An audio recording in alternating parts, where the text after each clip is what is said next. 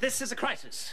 A large crisis. In fact, if you've got a moment, it's a 12-story crisis with a magnificent entrance hall, carpeting throughout, 24-hour porterage, and an enormous sign on the roof saying, "This is a large crisis. And a large crisis requires a large plan. Get me 2 pencils and a pair of underpants." You're listening to CJLO 1690 in Montreal, and this is The Worlds We Want, a podcast that explores the bright side of climate change, namely the change part. This is Cheryl. This is Tristan. And this is episode 8. We have to start with a warning. There are a few curse words that have been bleeped in the radio broadcast. If you want to hear the unbleeped version, you'll have to download the podcast wherever you do that. iTunes, Spotify, etc. Another warning. This interview took place in a Greystone turn of the 20th century former Sugar Barons mansion turned faculty club at McGill University. As you would expect, along with the high-backed leather chairs and long-rumored ghosts, the building came with echoing voices, creaking floors, and the occasional clang of china. Our guest today is this man. My name is Andy Hoffman. I'm the Holcim Professor of Sustainable Enterprise at the University of Michigan. I hold positions at the Stephen M. Ross School of Business and the School of Environment and Sustainability. We started our conversation by asking him to comment on the book, How Culture Shapes the Climate Change Debate. And we've mentioned this book before in our show on transdisciplinarity and on climate change communication. We look at issues, complicated issues, through filters, through lenses that affect whether we accept or reject something. We accept something if it confirms our worldview. We reject something if it challenges our worldview.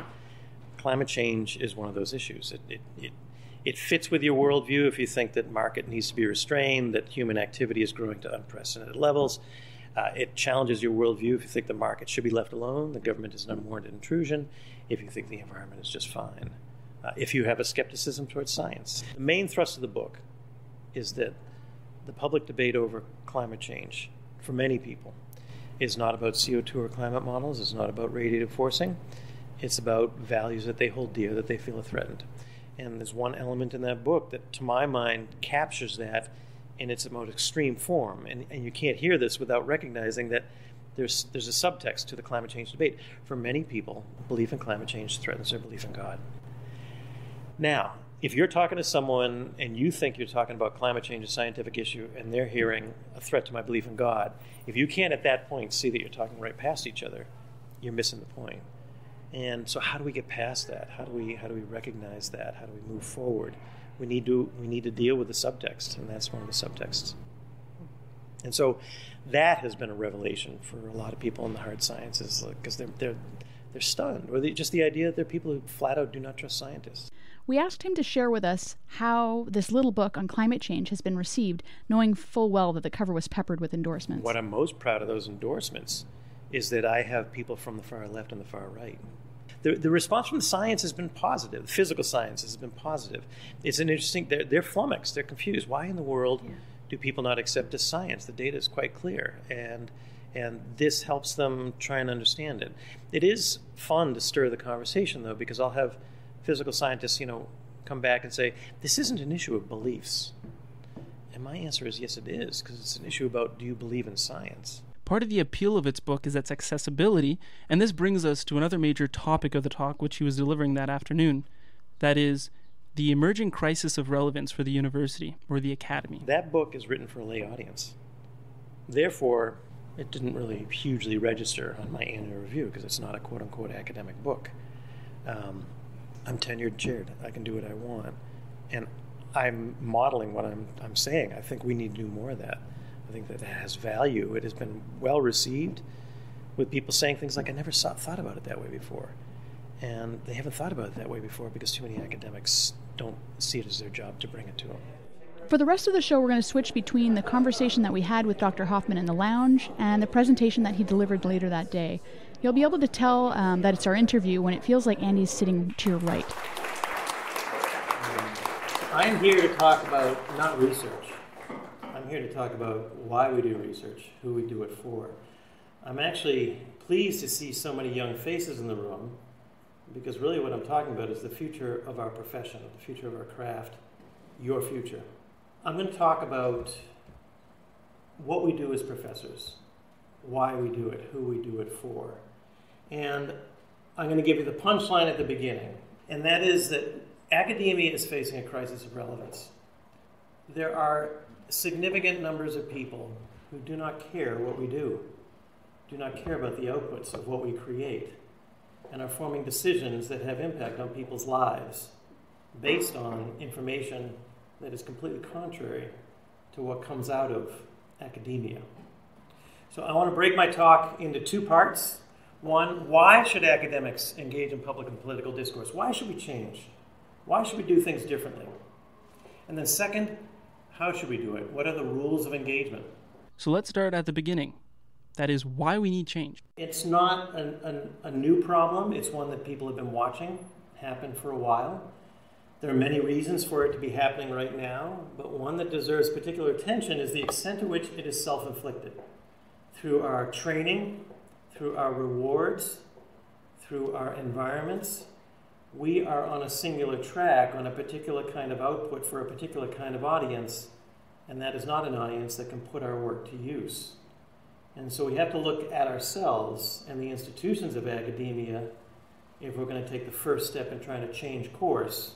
I did find an essay that foretold this many years ago. This is 1963. Just a note here, we always link to articles and books mentioned in the show notes. You can find this essay there and a whole lot more. It's a one-page essay in Science magazine from a researcher from the Mayo Clinic. It was called Chaos in the Brickyard.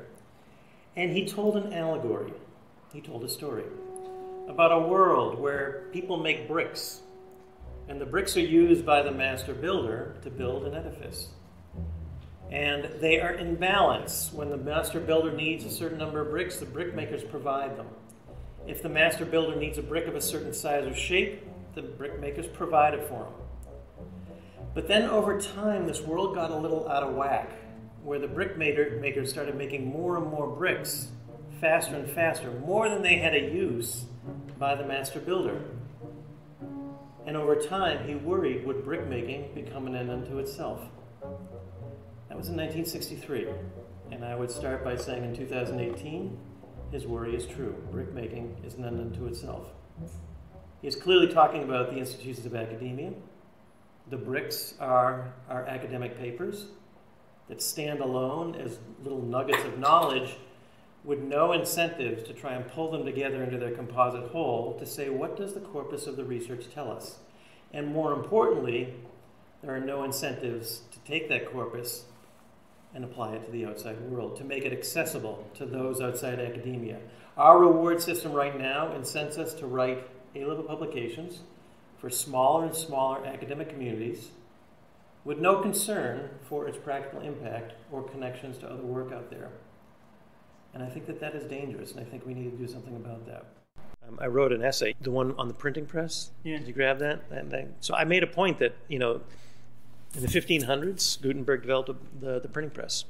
And for the first time, people could access the Bible without priests as intermediaries.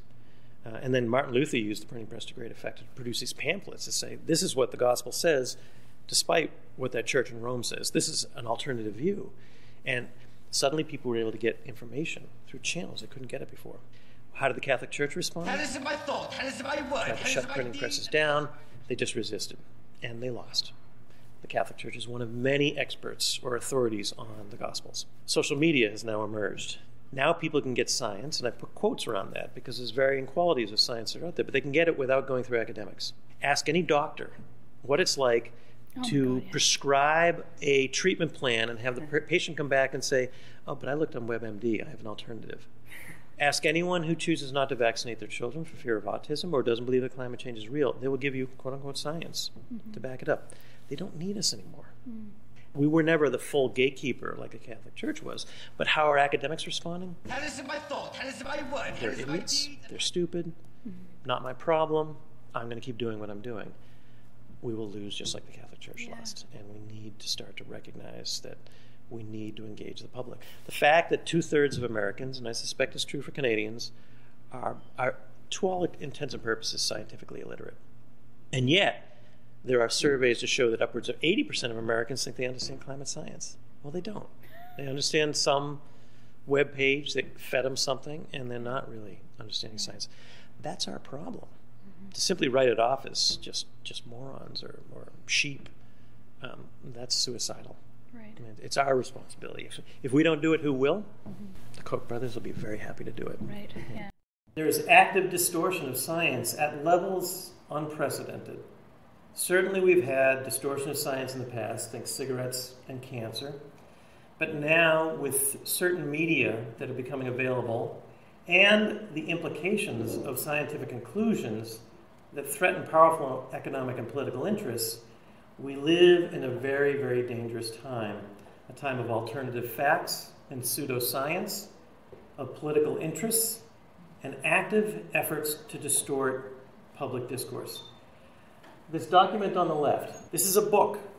It's called Why Scientists Disagree About Global Warming.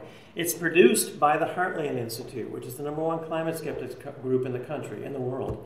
It's a libertarian think tank that thinks that climate change is a hoax.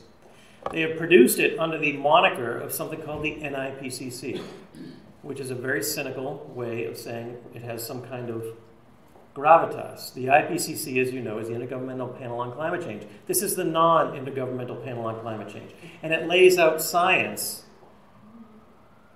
on why we're not sure that human-induced climate change is happening. This book was printed in 125,000 copies and sent to K-12 science teachers all across the country in an attempt to influence the pedagogy of K-12 science education. This is what's at play. There is active efforts to do the exact opposite of what we do in the academy.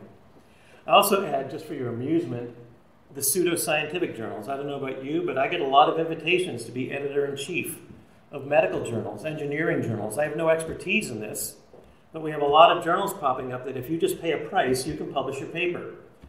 And if you want to look it up, that paper in the middle is actually titled, Get Me Off Your F***ing Mailing List. And it was published. And it nearly says the same thing over and over again. Get me off your f***ing mailing list. Over and over again. They put a chart in there with arrows. Get me off your f***ing mailing list. And he published it. We do have a funny problem. When we think about the reach of our academic scholarship, you can look first and say that there are 2 million research articles published every year in about 28,000 journals. We are producing a lot of bricks. Now, who are we reaching with that work? This whole conversation could go in the direction of asking, are we actually even reaching our peers? In some ways, my job here this afternoon is to get you uncomfortable, or maybe even to get you angry, because you're only going to start to change things if you see something wrong. Are we reaching our peers? The average academic paper between 2000 and 2010 was cited 10.8 times. That drops to 4.67 for the social sciences. That's our measure of impact. Let me go further. 82% of humanities articles were never cited. 32% of the social sciences was never cited, 27% of the social sciences, 12% in medicine. Never cited. And you can get tenure for this work. We put all our time into A-level publications. It takes a long time. So in my world, it would take from submission, actually start at the beginning of an academic study to publication, you could easily be 2 or 3 years. That's called guaranteed irrelevance. Let's go further. You do all this work, and if it's irrelevant and its only purpose is a line on your resume to get a job at a great university, okay. Now let's put some numbers on that. Wharton did a study. It was, I think, last year. And they calculated the cost in my field, management, with person hours for an A-level publication. That number was $400,000. For a line item on your resume. Yeah. I thought $4,000 and no, $400,000. $400,000. Yeah. Jeez. And then nobody cites it. Oh. If that $400,000 is merely for me to put a line on my resume to get a great job, then people have every right to say, what in the world are you people doing? And they are doing it. Wisconsin, North Carolina, cutting funding for higher education. Michigan, our share from the budget is low. We can just put our head in the sand and say, not my problem, but it is our problem. And there is public antagonism towards what we do. We are seen as elites, and our work is seen as elitist. National Geographic had a cover story, The War on Science. People resenting what we do. They don't trust us. This is not new. The book that won the Pulitzer Prize in 1964 was called Anti-Intellectualism in American Life, written by Hofstadter. And he pointed out that there's a great many people in our society that see scientists with suspicion. They live in an ivory tower. They talk about things I don't understand. They use a language I can't comprehend, and they have a disproportionate influence on the political process. I don't trust them. And they happen to lean left. I don't trust them even more. And they're charging my kid too much tuition. And there seem to be some kinks in the armory of this dilemma in psychology right now about the reproducibility crisis. This should all start to sound familiar, going back to my metaphor of the Reformation. Martin Luther's issue was indulgences, which was a legitimate criticism of the Catholic Church. We do have some kinks in the armor, and we're ignoring them. And we need to address them because people will seize on them and say, yeah, see, that little kink over there, the whole institution has to come down. You know, just a funny anecdote I can tell you in Ann Arbor, and I suspect it's true here in Montreal. There are people that are not connected to the University of Ann Arbor who think twice about inviting a professor to dinner because, like, oh, are we going to get a lecture? Yeah. Are they going to talk at me? Are they going to talk down to me? I really don't want to, I can't stomach that. Mm-hmm. And academics are very good at that. And I like to say that there's a big difference between intellectuals and academics. And academics just talk about research and data. Intellectuals can actually talk in a way that's accessible from a depth. And many academics are intellectuals, not all academics are intellectuals. And many intellectuals exist outside academia. And many academics won't accept that. The only real thinkers are in academia, and that's just not true. And surveys show it, we are a left-leaning institution. Liberals outnumber conservatives 18-1 in history departments. And then all the way to 3-1 in law schools, and the span in between. So we need to recognize that and do something about it. We need to bring more conservatives onto campus. And I have colleagues get ticked off when I say that, but surveys show it's true. It's interesting. There was a recent episode on This American Life that looked at this issue from the perspective of young conservatives on campus. This episode explored the well-funded attempts to address what some American conservatives have decided to call the war of ideologies on campus. The show spends some time considering Turning Point USA, a well-funded organization that maintains a professor watch list since 2016 that draws attention to college professors it alleges discriminate against conservative students and advance leftist propaganda in the classroom. The episode made it clear that such movements aren't great for discourse, but highlights a need for sensible dialogue between people with different political leanings. In some way, it sounds more and more that we're fighting the evil straw man version of each other. Conservative, expecting redneck. the most extreme version of someone from a different political camp, when in fact most people are rather reasonable when treated reasonably. We'll link to that program in the show notes. You know, you can just write it off that, you know, there is no intelligent conservatives. I don't believe that. And we need to recognize the bias within and do something about it. There's a sense that with just a little bit more information, people come over to our side, and all we have to do is provide them with more information. And well, that's the whole, what they call the deficit model, knowledge deficit model. Your brain is half full. If I pour my knowledge into your brain, you're going to think like me and make the right decisions. People resent that, and academics do it all the time. Don't, you know, what you need to understand, I can give you all kinds of code words that just are like fingernails on a chalkboard. And we need to listen. We need to have dialogue rather than monologue. And we need to break down the disciplinary silos. Not entirely, but find ways for more connections. The real world is multidisciplinary. And find ways to do more transdisciplinary work by bringing people outside the university in to help us create knowledge. If you're going to do research on ethnographic research on a community, you're not there to just tell the community what to do. You have to bring them in as part of it. And there are plenty of people within business, within nonprofits, within a whole host of entities outside the academy that have a lot to bring to the table for creating knowledge. And the arrogance that, well, if they don't have a PhD and they don't have a university after their name, they're not worth listening to. I mean, if you really want to look at some of the great intellectuals of our society, you have to go back to the mid-1900s. You know, Sinclair Lewis Mumford. Sinclair Lewis is the American author of It Can't Happen Here and King's Blood Royal, among others. Lewis Mumford, author of numerous titles including The Myth of the Machine and The City in History, was no fan of the suburbs and once said that building more roads to prevent congestion is like a fat man loosening his belt to prevent obesity. This, what economists today might call induced demand, was proven scientifically only in 2009 by economists Matthew Turner and Jules Duranton of the University of Toronto when they published on what they dubbed the fundamental law of road congestion, more than 60 years after Mumford made his much more vivid pronouncement. Rachel Carson was not connected to a university. She wrote Sound Spring. I mean, great, influential books don't always come from academics, and quite frankly, a lot of the academic research is presented in a way that it will never be a great book. There was one of my doctoral students did an interview with Malcolm Gladwell for the Journal of Management Inquiry. And in there, Malcolm Gladwell said, well, I take all this great research and I get it off the dusty shelves of the library and I give it life by connecting it to issues that people care about. Malcolm Gladwell, we probably don't have to tell you, is a writer for The New Yorker and for The Washington Post and the author of a number of wildly popular books, including The Tipping Point, Blink, Outliers, and a fellow podcaster. He's the son of a psychotherapist and, you guessed it, a university professor. Well, yeah, I come from a family of teachers. I just want to explain things to people. And he asked the doctoral student asked a couple of us to write a rebuttal. And I wrote one, and I cleared the title with Malcolm Gladwell. Through my doctoral student. And the title is Let's Put Malcolm Gladwell Out of Business. And I opened by saying, I actually like what he does. And many of others that are doing stuff like this. I think it's great work. But why aren't we doing it?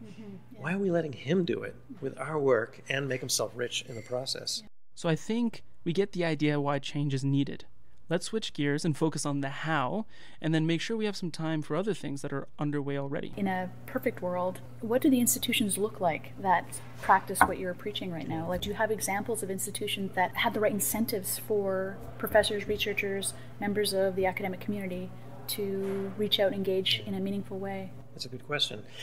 No. There's no one institution that's got it nailed. That's my head hitting the table. Don't give up hope. If you think about it, we talk in business schools about the innovation S-curve. Right. It starts off low, and then you start to turn, and you have rapid adoption, and then it levels off at the saturation point of whatever you're going to get at. We're right at the beginning of that turn, and we're just seeing a lot of experiments, people trying it. So the Mayo Clinic has added social media to its tenure and review process. The school I teach at the Ross School, typically academics are reviewed on 3 criteria: research, then teaching, and then a distant third service. We've added practice. We still don't know how to measure it, but it's there. Now, there are groups trying to measure impact beyond the academy. There's 2 in particular, one's called Altmetric and the other's called Impact Story. Impact Story is funded by the National Science Foundation and the Sloan Foundation. Altmetric is funded by a number of publishers. There's money behind this. They're primitive right now, but they're trying to put a number next to your impact beyond the academy, and that gives me hope. The American Sociological Association produced a white paper on how to measure impact and include that in a tenure and review process. More and more schools are starting to ask this question. My hope is that there is a generational split happening right now. Right now, in surveys, many academics, established academics, don't see it as their job to inform the public. Surveys show this to be true. I merely write my research, and then whatever happens to it, I don't have any role in that. And I think that's a dangerous and a rapidly outdated mode. We did a survey of faculty at the University of Michigan, found that 56% believe public engagement is not valued by tenure committees, 41% believe it's time-consuming and distracting, 34% believe it's dangerous and is often misquoted. Balance that against surveys showing that young academics coming into our field want to have impact in the real world. And so there is a difference between what our young people coming in want to do with their career and what the old people are thinking about as they sunset in their career. And if you want to fall back on the old adage, and help me find the source of this, but there's a famous quote, science advances one death at a time. Yeah, so it was German physicist Max Planck. What he said more precisely was, a new scientific truth does not triumph by convincing its opponents and making them see the light, but rather because its opponents eventually die and a new generation grows up that is familiar with it. On the role of social media, again, looking at University of Michigan faculty, 39% do not and never will use Twitter for academic and professional work. 35% say the same for Facebook. Yet young people see it as relevant and important. Now the funny thing is, I can show you data. There is research starting to emerge. This is such a ripe area for more research.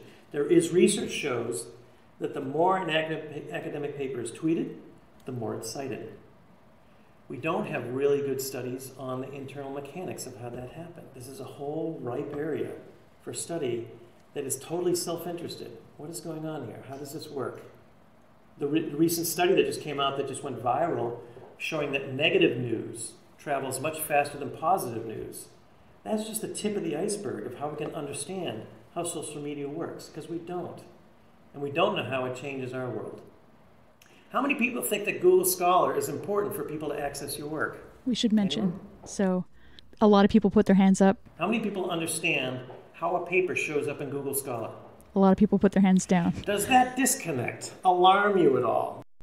Now, the real question, Cheryl, is did you put your hand up? Or when did you put your hand up? If at all? Well, I actually, because we had this conversation with him, I actually Googled it, which you just get, it's a proprietary algorithm, which is not a whole lot of information. But yeah, I'm going to put a link to the show notes about Google Scholar. But yeah, there's not a lot of information in terms of understanding how it works. There's some theories and ideas, but Google specifically says that it's a proprietary algorithm. No blockchain. Oh, there's surely blockchain. There's surely some blockchain. Yeah, that's right. There's AI and blockchain definitely involved in Google Scholar. And cryptocurrency. If the impact of your work relies on Google Scholar, yet you have no idea how something shows up in Google Scholar, that should. And you need to learn about DOI numbers. You need to learn about ORCID accounts. You need to know how this whole world works, where people access information. I used to figure out what ORCID is. Yeah, I just looked it up. I didn't know about it. Like, none of this stuff. It's not a big deal, but like just when I submitted because you have to submit the piece through Conversation, their interface to the platform, and then there's, do you want to connect it to your ORCID account or whatever? And I was like, my what now? There are academics who are doing this. They are engaging in public and political discourse in a number of ways. And there are efforts to try and figure it out more. The National Academies has hosted 3 Sackler Colloquium on the science of science communication. I'm on the committee for the 4th one. The focus is going to be storytelling. How do we teach academics how to be storytellers? Boston University, a number of years ago, brought in an acting coach to teach faculty how to tell stories. That's how you communicate. That's what people grasp. That's what they resonate with. Find anyone who's really a powerful speaker, and they will put it in terms that people understand. Mm-hmm. The parables in the Bible, they're in terms, mustard seeds and birds of the air. They're all artifacts and stories that resonate over time. If you want to communicate with the public, storytelling works. The Sloan Foundation has kicked in a lot of money on the public understanding of science, technology, and economics. And there are a growing number of centers and resources for engagement, teaching people how to do this. Elena and I have both been through the Leopold Leadership Fellowship that really taught us how to speak to government, how to speak to journalists, how to compose a blog, how to make your research into a compact statement that people can grasp. Alan Alda has kicked in a lot of money at Stony Brook. There's a center at Northwestern, there's a center at UMass on how to engage in public and political discourse, how to teach it to others. At University of Michigan, we had something funny happen. There's a group of doctoral students and postdocs that got together and said, you know what, if you're not going to teach us how to do this, we're going to teach ourselves. They created a group called Relate, and they are setting up seminars and training camps and workshops on how to talk to journalists, how to talk to government, how to develop a social media presence. And the funny thing was, they did it all without telling their advisors, because they are afraid their advisors would punish them for doing this. This is not what you're supposed to be doing. As a doctoral student, you're supposed to be focusing on research. I'm on a committee for the president of the University of Michigan, and he wants to make this a big issue. He wants to focus on this, really change the culture at the University of Michigan. And so he did where you would obviously start, well, we should have a dinner to celebrate those who are doing it. And we found something very funny. The senior professors who are doing it didn't want to come. They didn't want to out themselves for doing this because they didn't want their peers to look at them and say that, well, they're serious academics because they're doing that slightly non-academic stuff of engaging in public and political discourse. How urgent is the change before us? I'm going to offer you 2 views to consider it. And the first is a rather hopeful and optimistic and aspirational view. It lays on the notion that Jane Lubchenco, who used to be the head of NOAA, used to be head of the AAAS, she started the Leopold Leadership Fellowship Program. She's an accomplished academic, quite amazing woman. And when she was president of the AAAS, she wrote an essay called Science's Social Contract, with the idea that we as academics have an obligation to serve society with our work, to provide work that is of use to society, to politics, to the development of regulation, to the guidance of business, to the structure of our institutions. And we're not meeting that obligation. She wrote it in 1998, And she followed up in 2015 because not a whole lot had changed. In 2015, I did a conference at the University of Michigan on this topic, and I like to point out that the opening panel of that conference, and it did not take any arm twisting, I was able to get 4 university presidents to show up to be on that panel. Virginia, Dartmouth, Arizona State, and Michigan. Michigan was easy. I just had to walk across campus. Now, it's not easy to get 4 university presidents to sit together on a stage and talk about this issue. It's that important to them. In fact, Terry Sullivan, I didn't know this, Virginia has its own private jet. She flew up. She did the panel. She went back to the airport. She flew home. That's how important it was to her. And there they are, sitting there, engaging, discussing this topic. And this quote from Mark Schlissel, and I unwisely left my reading glasses over there, so I'm going to give it a shot anyway. We forget the privilege it is to have lifelong security of employment at a spectacular university, and it is a privilege. We live a privileged life. I'm on sabbatical right now.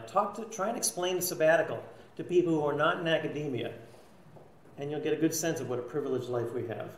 And I don't think we use it for its intended purpose. I think the faculty, on average, through the generations, are becoming a bit careerists and staying inside our comfort zones. But if we're perceived as being an ivory tower and talking to one another and being proud of our discoveries and our awards and our accomplishments and the letters after our name, I think in the long run, the enterprise is going to suffer in this society's eyes, and our potential for impact will diminish. The willingness of society to support us will decrease. So there's an aspirational charge. We need to do something about this because this is who we are, and we've kind of lost our way. There's a darker way of looking at it. The Economist actually wrote an article in 2010 asking whether American higher ed, but I always think of American Canadian as all part of the same institutions, are we going the way of the Big Three? The Big Three dominated the auto sector. There were threats from the outside, particularly Japanese competition in smaller cars. They ignored it, and they lost significant market share. Are we facing the same kind of threat? Certainly universities are popping up all around the world, but also other sources of knowledge are popping up as well. And are we going to be displaced? We're not necessarily going to go away, but is this going to drive increasing irrelevance to what we do? And this is where Michael Crow, who is quite agitated and quite passionate about this topic, that there is a crisis in higher education, is becoming a privileged opportunity for the elite, and that further that goes, the more dangerous is society. And he said this: we are increasingly filled with hubris, filled with arrogance, cut off from the general public, and unable to find an appropriate tone with which to communicate. We need to communicate in ways that we have never even thought about communicating before, because if we don't figure out how to deal with this, the gap between the academic elite and everyone else will continue to grow. And what we now see as political debate will be people with pitchforks outside the door. And I had to put ... because it did 3 times in a row. He's like, pitchforks, pitchforks. The other 3 presidents were backing up. Where's this guy? He was frothing at the mouth. He's quite upset about this. He says they want to know what we're doing, why we exist, and why they're giving us money. This is a very serious thing we need to focus on. I lean more towards Michael Crow's sense of the urgency of the issue. I lean more towards Mark Schlissel's aspirational statement of how to get there. Because I think in many ways it is just returning to who we are, returning more to a service model, moving away from being brickmakers and trying to create knowledge that has more impact and more connection to real-world issues. So, what are the rules of engagement? How can we do this? Here are some questions we don't know the answers to in terms of public engagement, and I just want to walk through each one of them. What is public engagement? Well, for example, what is the role of the academic in the public and political sphere? We don't know what that is. Many academics think, well, my research says X, the data says X. And I always laugh. I say, well, last time I heard, data didn't speak. It was communicated in a certain way through a certain medium, received by a certain audience in a certain way. And how should we expect that to work? Roger Pielke wrote a very provocative book, I don't know if any of you have seen it, called The Honest Broker, where he introduced this topic and really ignited a fire. A lot of people were very upset over this book, but it is a good provocation. What is our role? And he laid out 4 different roles. And one of them is the pure scientist, and he says that's a fiction. I sit in my lab, I do research with no concern for the world around me. The other is I'm blanking. Science arbiter, that's the one. This is someone who people go to and say, give us an answer or something. The National Academies does this. They don't stimulate or precipitate their own research. Congress comes to them and says, give us an answer on X. The two remaining categories are the important one. One is called issue advocate, the other called the honest broker. He said he wasn't making a pejorative statement on those two, but he did choose the word honest broker. Now, an issue advocate, in his mind, takes all the science, narrows it down, and says to the public, this is what you need to know. Don't worry about that other stuff. The honest broker takes it all, puts it in the public sphere, and says, it's yours. Work it out. One narrows the range of possibilities, one opens it up. Which should we do? There are dangers for the issue advocate.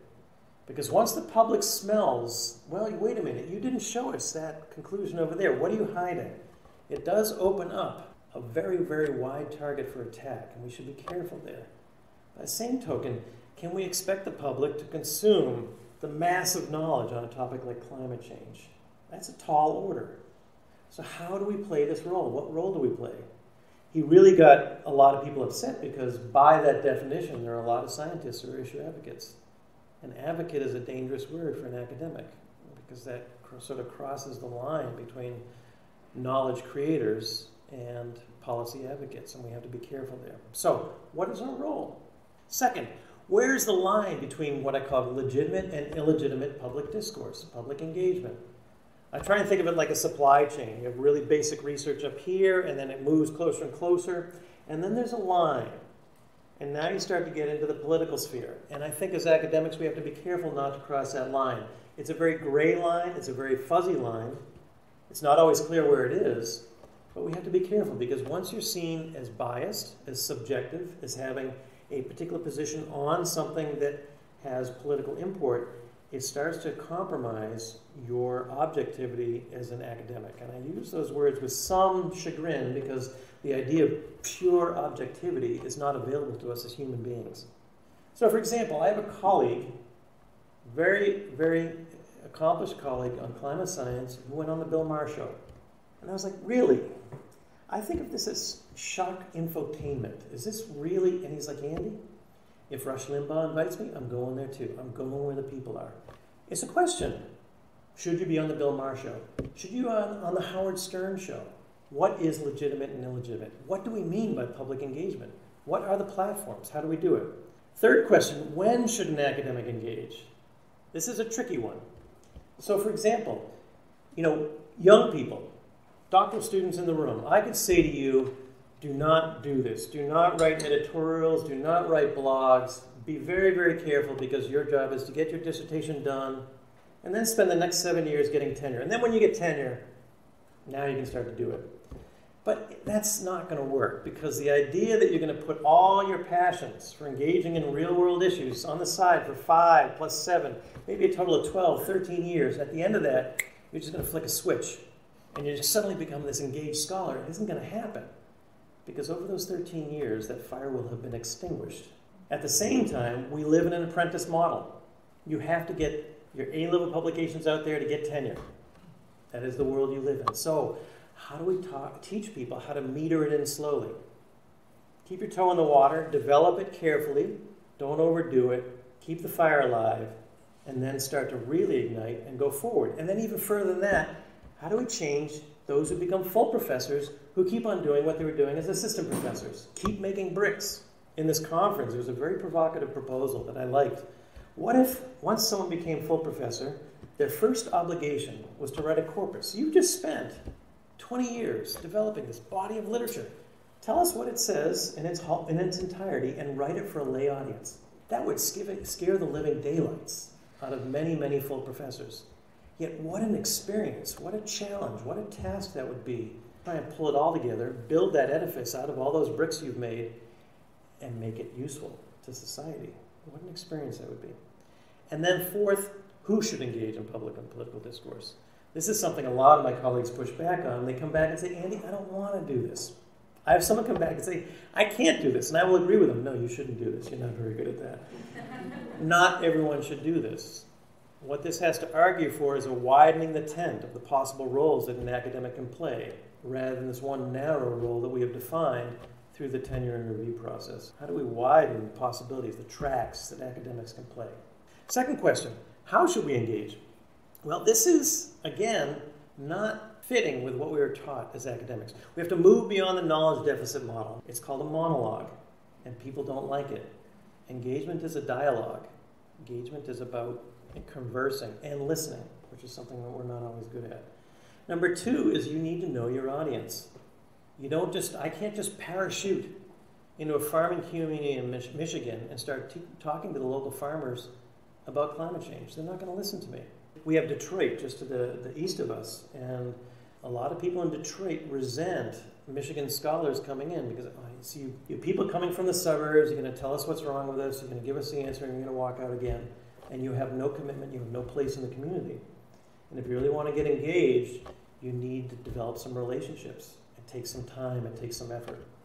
The third, master social media before it masters us. I got this phraseology from, in this report, we had 2 people who were very expert in their particular areas in very controversial topics. One on misogyny in the gaming industry. Can I get any more incendiary than that? And the other was the Middle East crisis, minor in comparison. And both of them said the same thing independently. They said, you can choose not to have a social media presence. You can stay off Twitter and Facebook and don't do blogs and thump your chest if it's some kind of virtue. But if you are in a politically contested area, you will get pulled in and a social media presence will be created for you. And if you don't create it, trust me, you are not going to like the one they create for you. And so you need to get ahead. And so teaching people how to do this, how to have a platform, and how to do it carefully. It does have costs, and you have to be very careful. We are, as one of my colleagues said, one of the most easily Googleable people on earth. You can just look up Andy Hoffman, University of Michigan, and you can find all you want. That is an important domain to recognize how it can play out. I had a personal example. I wrote a paper to start my work on culture and climate change. And it was in organizational dynamics. And I made an analogy to the abolition of slavery. That when people said abolish slavery, people said we can't do that. The entire economy is based on it. And there are parallels now to saying we have to abolish fossil fuels. I'm sorry, that was very cursory. The point I want to make is climate skeptics seized on that and really started to attack me. I have a folder for hate mail because of that. I was asked 2 years ago by the office of George Shultz, former Secretary of State. That got my attention. They're forming a panel of all the CEOs of the natural gas companies to do voluntary reductions on fugitive emissions of natural gas facilities. And if you don't know, natural gas is a more potent greenhouse gas than CO2. If you have fugitive emissions anywhere from 4 to 7% of flow-through from a natural gas pipeline or distribution network, natural gas is actually worse on climate change than coal. So the fact they were coming together to talk about voluntary reductions in a very secret way, and they asked me, would you moderate the discussion? And I tripped. I was like, absolutely, I would love to. A week before, one of the CEOs looked me up, found the brouhaha over the slavery abolition thing and said, I don't want Hoffman in the room. And I was out, just like that, my social media presence. Now, would I have done anything differently? No. Would I have liked to have known that could happen? Yes. How do we teach others that there are implications for how to do this? So understanding a few steps forward, because we're in the Wild West right now on how to do this. So we need to master social media. And then an important thing that's very hard to do, stay within your area of expertise. I do get frustrated when I hear climate scientists having these very expert opinions on carbon taxes and environmental economists talking about the intricacies of climate science. It's tricky territory. And there's a desire to do that. Be very, very careful. Number 3, what are the obstacles that need to be overcome? Formal rewards and tenure and the informal culture. It's that simple. So how are the rewards of tenure set up? We put together a packet of A-level publications. We put it out for letters of people who know how to write A-level publications, and we're evaluated for our A-level publications. It's that simple. How do we change that? How do we find different kinds of letter writers? How do we add different metrics? This is where alt-metric or impact story could come in. And then we have the informal culture. There's a problem within academia. It's called the Carl Sagan syndrome, that if you're seen as engaging in public and political discourse, you're a hack. You're a popularizer. Carl Sagan, probably one of the most influential scientists of his time, got denied tenure and denied admission to the national academies because he was seen as a lightweight. Like it or not, for the moment, the Earth is where we make our stand. It has been said that astronomy is a humbling and character-building experience. There is perhaps no better demonstration of the folly of human conceits than this distant image. To me, it underscores our responsibility to deal more kindly with one another and to preserve and cherish the pale blue dot, the only home we've ever known. That is the Carl Sagan syndrome, that if you're doing this, you must not be that serious an academic, and we need to change that, and that's not going to change easily. What are some structural tools for supporting engagement? Some schools are employing science translators. You write a paper, they'll come to your office, they'll try and find a way to write something that will take your work out there. I think this is a good first step, but I think we should take that responsibility on ourselves. It is not that hard to write a 600 or 700 word essay that sums up a paper if you really are passionate and understand the work that's there. And I would add that the outlets, like what I described in the conversation, you will pitch them your essay, they will assign you an editor who will start to edit it for you for free. And then out it goes. And so some schools can hire science translators. That can be a first step. Certainly having media people that can help you place something inside higher education, the Chronicle of Higher Education, the Wall Street Journal, the New York Times. There are people out there that are standing by ready to help you do that. And they are frustrated because not enough academics take them up on that offer. We have to change the training, both formal and informal, starting from the doctoral student level, all the way up through senior professor, and we're not doing that. I don't know about your doctoral education. I wasn't even taught how to teach. It was research all the way. And so if we're not teaching people how to teach, we're certainly not teaching them how to engage with the general public, and we need to change that. And then recognizing the limits of academic inquiry in the public sphere. You're not always going to win. You will get misquoted. No journalist is going to quote your entire abstract verbatim in their article. It's not going to happen. Accept that. And that leads to the fifth and final point, what to expect from engagement. First of all, it is messy. It is not as precise as the study you did in the lab. It can be hostile. It stings. The first time I got hate mail, it really stung. It really is a tough pill to swallow. And I have a lot of colleagues who can't understand this. They say, my work isn't political. And I just laugh, because if you're saying anything of importance, if you're challenging how people think, what they believe, or how they behave, you are by definition political. And you should embrace that. What's the worst thing you could do, could happen to you if you put your work out there in the public sphere? People ignore it. It's a big yawn. There's an adage, if you're not offending anyone, you never took a stand. If you do get blowback, it means you said something important. It comes with it. That's the way it goes. There's actually a quote from Paul Newman. It says, if you don't have enemies, you don't have character. I would actually flop that. There are people with enemies that deserve them, but if you have character, if you have integrity in your work, you will have enemies because it is saying something important. You are challenging how people think. It can also be highly rewarding. I find it extremely gratifying to give talks to business conferences or environmental NGOs who come up to me and say, I never thought about it that way before. It is extremely gratifying, and it can prove your research, because through those engagements, my research questions become better because they're connected more to what's going on out there in the real world. Engagement should also change your publication strategy. Right now, you write a paper, presumably you send it to an A journal because that's what gets you tenure or status. How long does it take to come out? Anywhere between 10 months and 4 or 5 years. What if you change the way you approached it? I have this paper. This really needs to come out faster.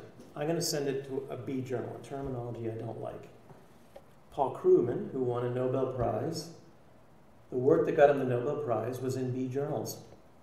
I had the opportunity to ask him, why'd you send it to B journals? His answer was because the A's wouldn't take it.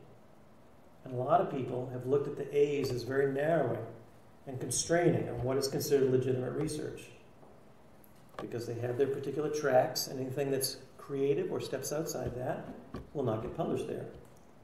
How does that bias us? And then as social media platforms start to emerge and expand, we should be thinking more about a broader palette, a broader portfolio of places to get our work out in different forms, reaching different audiences with different tones. And then the paper comes out. Do I just put a line on my resume and move on? Or do I write that blog and then do an interview on the radio and then give some public talks on it? That is new steps in the research process, but really gratifying ones. I want to end there. And it sounds a little truncated and stopped because I wanted to feel that way, because I have no period to put on this sentence. I have no answers for you, other than to say that there's a change afoot.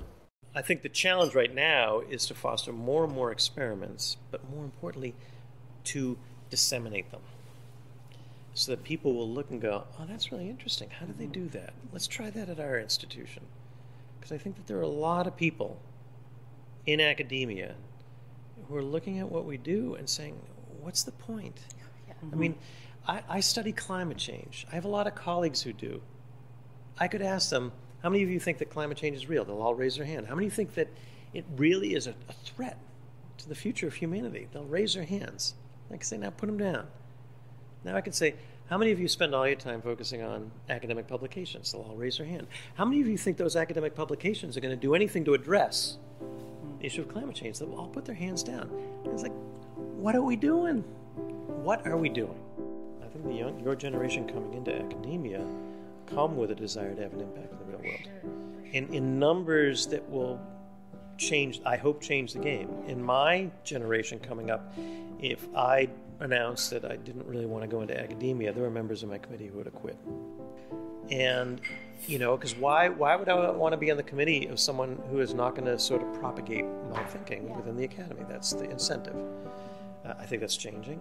And so academia, even if you got your PhD, you probably would have got a spit out before you got the tenure if you were interested in engaging with real world constituencies.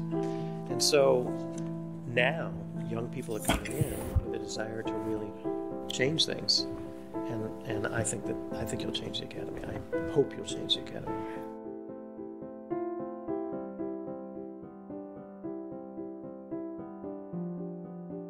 Reassured that more people are thinking about this. I mean, he's been spreading this gospel for a while. I feel like he spent his sabbatical preaching this, and I'm reassured by the number of people who were in the room there to listen to him.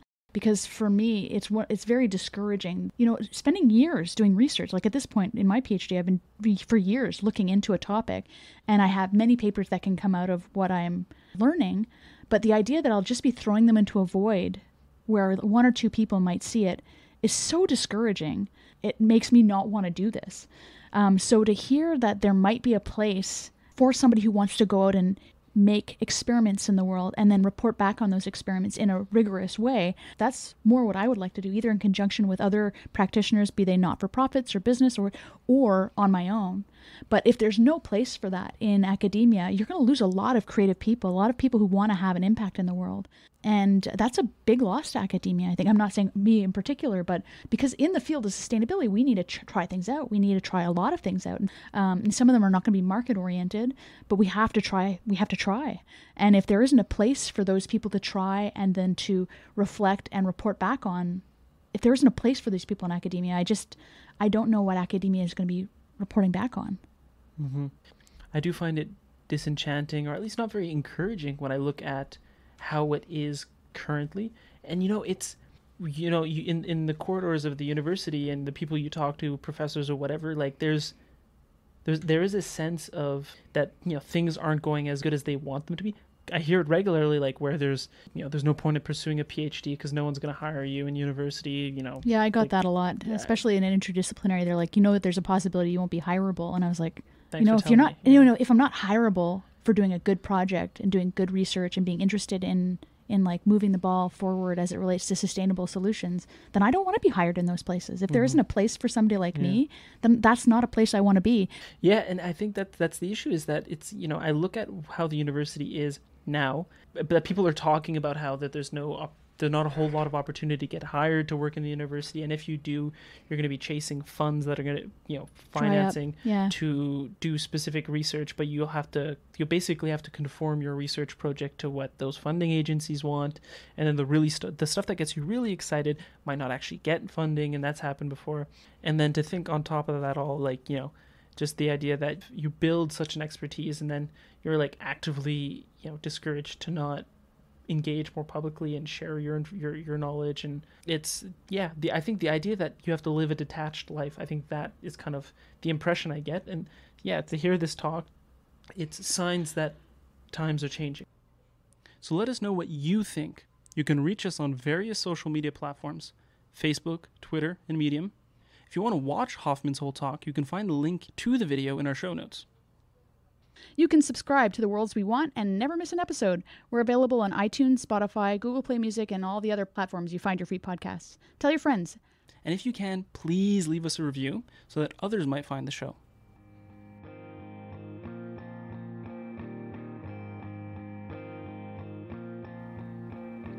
Writing by Cheryl Gladu. Thanks to Allison O'Reilly for recording help. Editing by Cheryl Gladu. Music featured in this episode is Are You Well and Lay It On Me by Best Fern, and Plans Fall Through by Alexia Avina.